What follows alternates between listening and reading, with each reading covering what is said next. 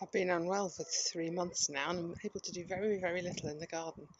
I've just been out on the longest walk that I've done since mid-July and come back to this front bed under the kitchen window, which is absolutely full of colour. These nasturtiums are just glowing, and I can eat those in salads. And then there's the cerinthe and the marigold still blooming in early October, and a crane fly just tucked in under this leaf. There are still roses on the rose arch, although this garden's looking very autumnal now. The roses are more or less finished, but there'll still be one or two, probably going well into November. Little pink bud of Gertrude Jekyll there. There she is, almost too bright to be filmed really, it's glowing. Underneath the roses is this lovely variegated Jacob's ladder, which during the summer had tall spikes of blue flowers. And then next to it, amongst all the weeds, is my little row of alyssum grown from seed, which smells like honey. Really valuable nectar resource at this time of year. Pond's now gone brown, looking a bit sad and sorry for itself.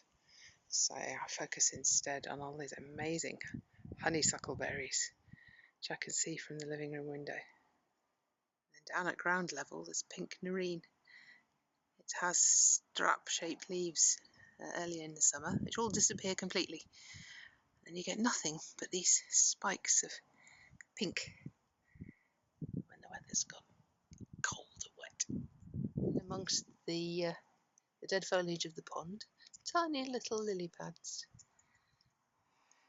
Now that all the plums have gone, that branch has popped up a good 45 degrees. It was absolutely horizontal with the weight of the fruit in the summer, but it's actually changed the whole shape of the tree now. It hasn't gone back to the vertical it was this time last year. It'll keep that whole tree lower where I can reach the fruit. Natural pruning, I suppose. Viburnum still has lots of glossy leaves, some of them going a rich yellow colour. And these are the flower buds, which will come out when it's really cold in late winter, early spring. Little signs of hope, even as we move into later autumn. Under the plum tree there are still wild geraniums, pulmonaria leaves, these shiny, beautiful leaves. And then the hellebores, which again will have leaves when it's really cold at the beginning of next year. That's something to look forward to. It's nice to be able to get back down to ground level. Here are the incredible leaves of the hardy cyclamen. Beautiful shields. There's little pink flowers that almost look as if they're facing into a howling gale. It's a bit breezy now, but not as windy as they make it look. Not such a great sight. We've got the wood pile ready for the winter, which is lovely, but we've decided to get rid of the gate, which was rotten and awful. Nasty and slimy in the winter. So it's lying there now until I can gather enough energy to get the chainsaw out.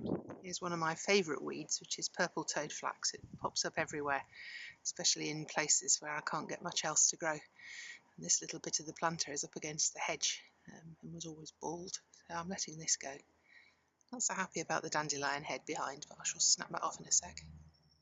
When I think of self-seeded flowers, I don't usually think of the ones that are normally bulbs, but this nerine has appeared right in the middle of the feverfew bush. Hello girls. They always come out to greet me. They think I'm going to feed them every time I appear. To be fair, I usually do. The white one is Lafayette, the black one is Raven Mystique, named for the Marvel character and the colour of her wings. So we've got teenagers in the house. There's still lavender blooming. These haven't been trimmed back. I get a bit leggy, so I'll probably need to do that fairly soon. I can just appreciate the flowers for now. I've picked all the apples now. We dried quite a lot of them, so we've got a really good stock of dried apple for the winter. It's been really, really tasty. A bit disappointing in that so many of them were battered by the hailstorm we had, so we needed quite a lot of bits cutting out. But they still taste incredible. This is another area of the garden where you can see the direction of the wind. It's blown my trees, which weren't quite staked well enough when they were small. It's all character. Salad bed is looking pretty awful, but it won't take long to actually get it sorted. There's some parsley seed heads that need chopping off, a few annual weeds, actually a little bit of lettuce coming, and then over here the lovely colour of the chard, so that'll give us some green through the winter. Quince tree looks like it's still got Christmas baubles all over it. This is lovely, I can see it from the kitchen. Unfortunately, if you look a bit closer, had the same fate as the apples, in that the hailstorm damaged a lot of the fruit.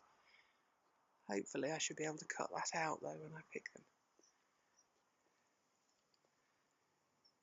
And then underneath the asters, there's always colour, there's always something at this time of year.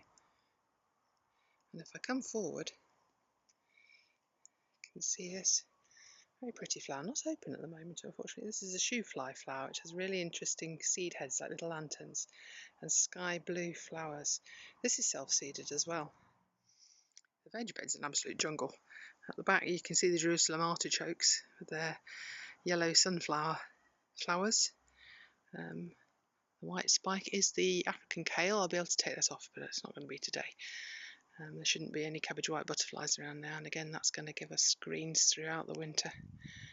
The artichokes, having produced a nice crop this year, are coming back strong already. That's this spiky plant in the centre there. Little yellow Welsh poppies underneath. And there's the flower of a Jerusalem artichoke. Beans and courgettes have gone over as well. I think we've had our last from those, but they've had some really good crops, particularly on the courgettes. And then there's the fennel seed heads now. I can cut those off and dry them and collect the seeds, which are really nice in bread.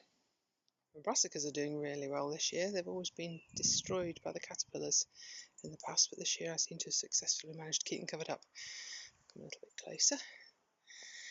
There are sprouts coming there. Kale, various varieties. Hopefully we'll have our own sprouts for Christmas. Here are my sweet Brooksby tomatoes. That's been really prolific. These will just continue to ripen over the next few weeks. If it gets really cold I might bring them in, because tomatoes, as long as you've got a red one in with a bowl full of green, will just carry on ripening. Greenhouse is very overgrown now. I've still got tomatoes ripening. Again, that's been a really good crop this year. I got them in early enough and the watering systems were good enough to keep them going while I've been ill. That's the last of my big beefsteak tomatoes. Burpee's Delicious it's called. Over in the corner, the Fairy Lights chilli. Very, very hot ones these. So they start off red, then they turn orange, then yellow, and then purple I think. Or do they start purple? I don't know, they're very pretty anyway. Some more Fairy Lights. And if I come right, that's the lemongrass, which I'm going to take in today actually, make it a house plant over the winter. That's the tall grassy spike. And then the pomegranate. Never seen it like this, beautiful buttery yellow. That was grown from a pip. The pyracranthus is now covered in these little red berries and covering this manky old fence really nicely. There's another little splash of colour here with the Lychnis, this vivid pink colour. One of the things I have managed to find the energy for in the last few weeks is to clear out this bed and to sow it up with winter salads. So you can just see at the back there's a row of rocket, a couple of rows of rockets, there's some coriander, and then the bigger plants at the front with the little holes in the leaves are radishes. The little holes are probably flea beetles. It's all covered in mesh, not so much to keep the beetles out, but to keep the frost off. And as long as it doesn't get frosted, the coriander and the rocket should keep giving us greens, possibly early into next year. my little raised bed here made out of the pallet collar. There's a row of lettuces across the back, which I'm going to need to thin considerably, plant out, and another row of rocket through the middle there, all covered up with whatever mesh I can get, because the pigeons will go for this. They've already had a couple of loads that I've sown. And then a small number of my leftover leeks that didn't go in the main veg bed. They were struggling all summer because they got some sort of black aphids. They seem to be recovering now, so I might get something from them. So there's my garden in October. When we went into lockdown back in March, I really thought this would be the year when I would be completely on top of everything, which just shows what I know. I was doing really, really well up until July, and then had this relapse, but I am well on the way to recovery.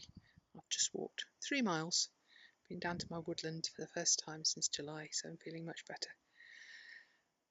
I'm just trying to focus again on the colours, on the beauty in the small details rather than the big jobs, and be thankful that I got so much done earlier in the year, so that it's actually not as bad as I think it is at the moment. I can still come out here and enjoy myself.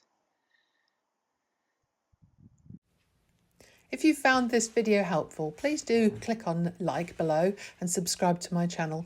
You might also like to hop across using the links to my Facebook or LinkedIn pages, where you'll find much more content.